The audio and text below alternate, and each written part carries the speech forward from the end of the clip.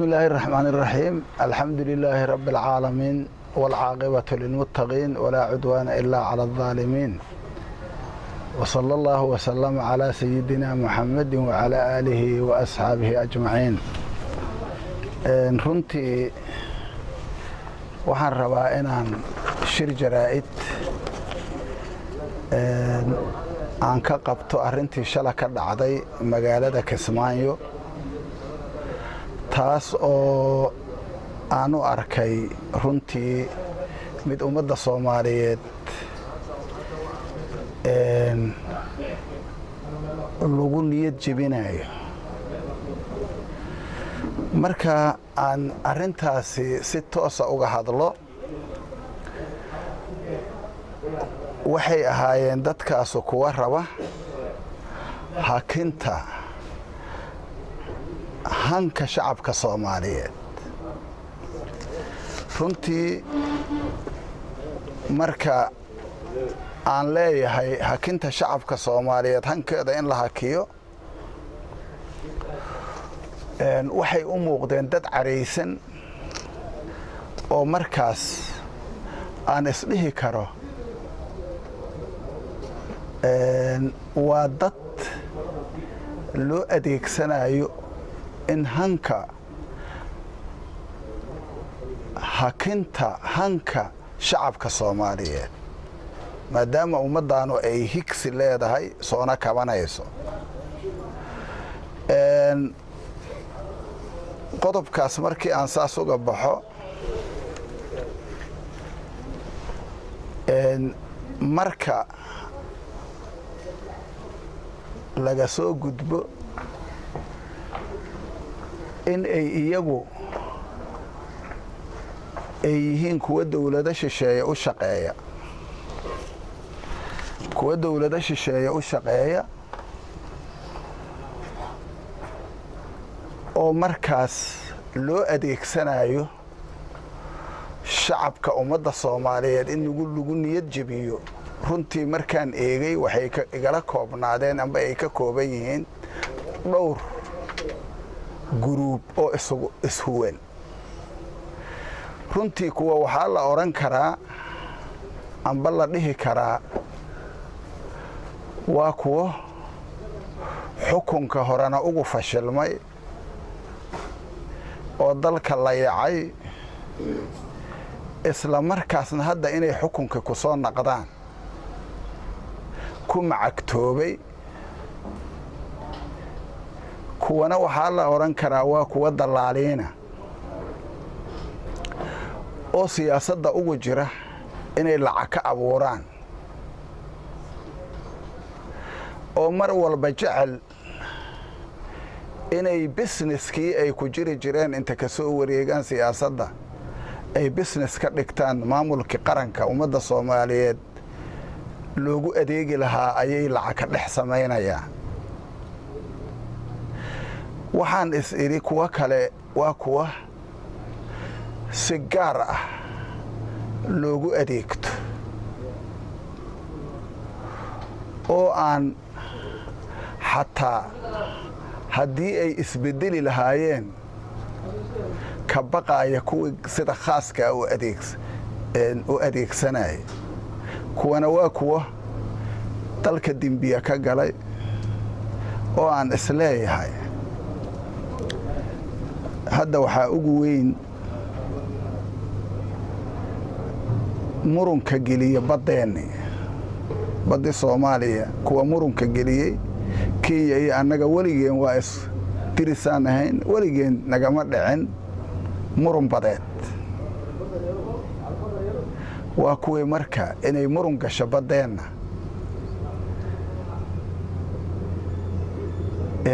runtii suurto geliyey, iyagoo dana khaasa halkaas ka raadinaya. taasina waxay meesha soo gelisay runtii inay ummadda Soomaaliyeed ku xisaabtanto dalkeeda cid kasta oo taaka ka mida bixisay inaan shacabkan Soomaaliyeed uuna weligiis ka herayn maanka ku haaya. markii arrimahaasoo dhan la isku soo duuduubo waxyaabaha aan isleeyahay waxaa ka ratibmi kara waa dembiyo dembiyadaasoo marka kow la odhan karo madax bannaanidii iyo karaamadii ummadda Soomaaliyeed oo meel looga dhacay maxaa yeelay territoriyada Soomaaliya ama maamulka Soomaaliya ama ha noqoto bad ama ha noqdo biri ama ha noqdo hawadii dawladda Soomaaliya ee dhexe ayaa ka mas'uula sidaa darteed marka waxay suurto geliyeen in lagu soo xadgudbo hawada Soomaaliya taasina waxay ka dhigaysaa in dastuurka ummadda Soomaaliyeed oo mamnuucayo arrimahaasna ay noqon karaan arrimo lagu mudteesto dembiyo aynan hadda isha ku hayn oo mustaqbalka markay dawladda Soomaaliyeed ay xoogaysato ama shacabka Soomaaliyeed uu diiwaan gelin doono waxyaabahaas cidi ku kacda waxaa kaloo ka dhala kara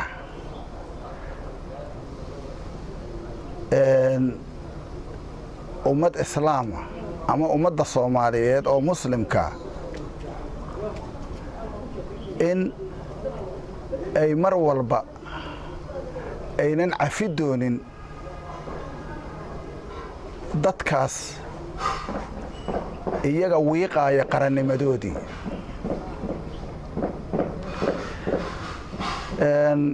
marka waxaa isleeyahay fidno ayaa arrintaasi marka ka dhalata ama ka dhalanaysa ilaahay quraankiisa wuxuu ku leeyahay wal fitnatu akbaru min alqatl inaad dadisho waxaa ka daran inaad fidna abuurto maxaa yeelay habkii ay shacabka Soomaaliyeed dawladda ay soo doorteen oo hadda shaqaynaysay oo muddo sanad iyo bilaa ay u hareen inay marka maalintii la doorta ilaa haddeer ay marka ay cadow ummadda Soomaaliyeed ay lugta u qabtaan oo ay mar walba guushi ay gaari laheeday ay iyagu sabab u noqdaan in challenge weyn oo meeshaas ka dhaco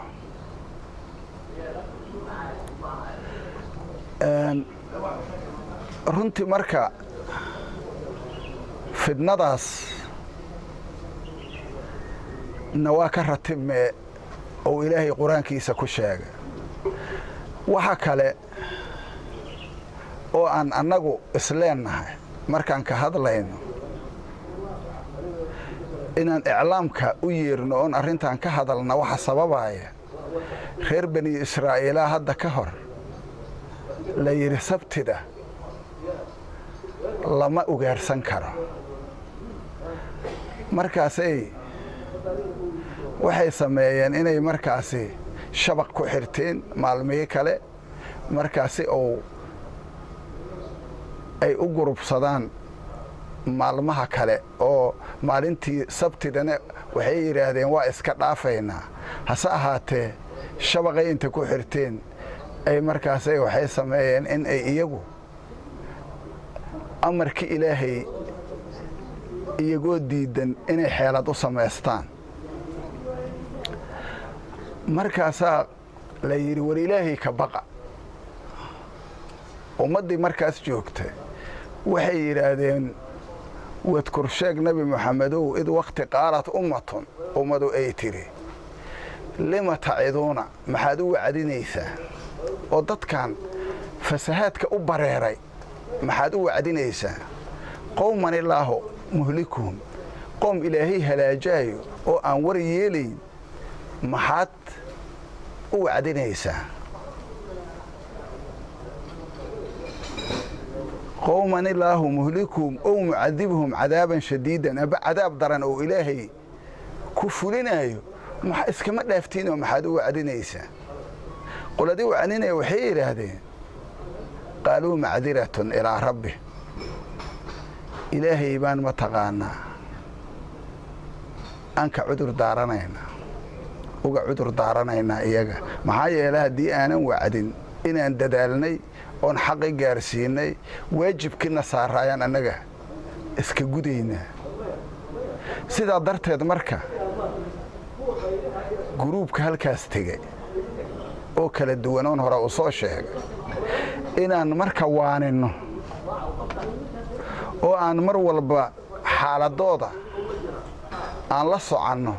oo haddii ayna soo hanuunayn xataa waxaan jecelnahay annaga inay mar walba ka waantoobaan qaranduminta ay ku faraha kula jiraan laakiin haddii ay taas waayaanna inaan dar ilaahay aan arrintaas uga hadalno oo aan ummadda Soomaaliyeed aan gaarsiino oo inaan waaninna ay ilaahay gaarto oo ay shacabka Soomaaliyeed gaarto waa waajibaan islaamna diiniya oo annaga nasaara sida darteed maxaa keenaya marka waay inay saas yeelaan waxyaabaha ugu weyn oo saas inay yeelaan suurta gelinaya waxa waaye waxay diidan yihiin nidaamka dimuqraadiga waxa nimankaas argagaxa ku riday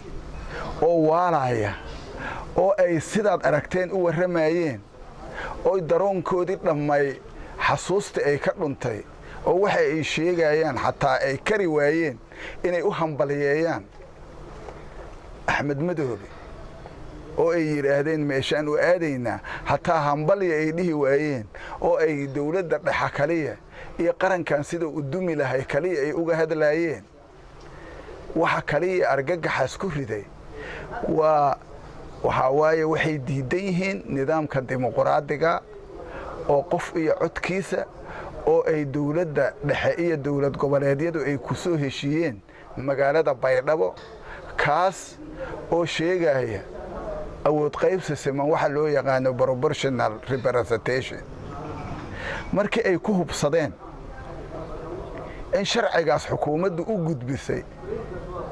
baarlamaanka Soomaaliya gacantana oo u galay baarlamaanka isla markaasna gudoomiyihii baarlamaanka oo guddi khaas ah u saaray maalintaas argagaxi ku dhacay ayaa nimankaas ma taqaanaa tihi ku riday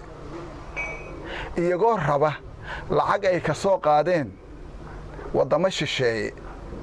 inay ku iibsadaan shacabka Soomaaliyeed dad tiro yar oo markaas ay kuraasta dib ugu soo laabtaan taasna shacabka Soomaaliyeed waa ku daaliyay maxaa yeelay waa ogeedeen 51 hadda 2016 hadda ma taqaanaa sida doorashada ay u dhacday lacag la aruursaday oo gudaha laga aruursaday iyo kuwa dibadda laga keenay intaba ayaa ma taqaanaa loo isticmaalayay waxayna noqotay taasi mid lagu hingoobay maxaa yeelay shacabka Soomaaliyeed mar walba waxay diidayeen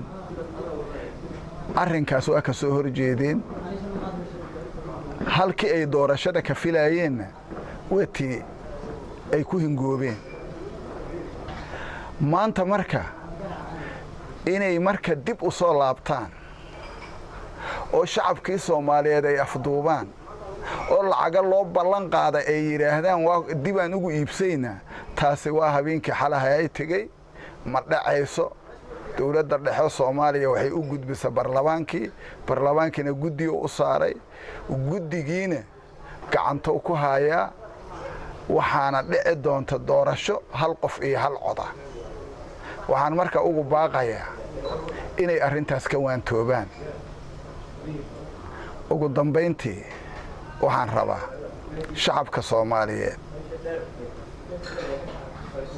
inaan u sheego inay u diyaar garoobaan